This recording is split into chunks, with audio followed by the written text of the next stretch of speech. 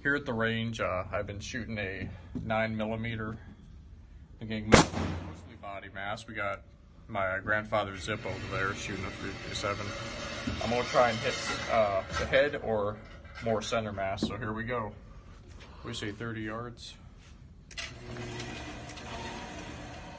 Go right about there. That's where I've been shooting it. We don't have tape to it. I'll go get some.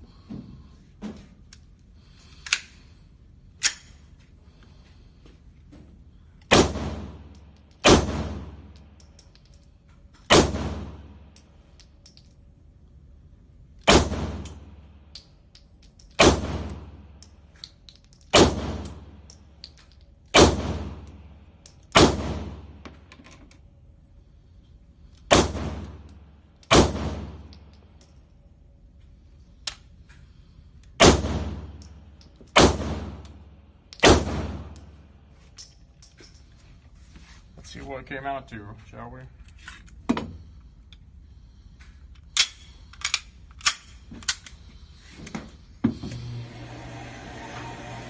That was a lot better. Would have been better to get the heart region, but you know, here we go, 9mm.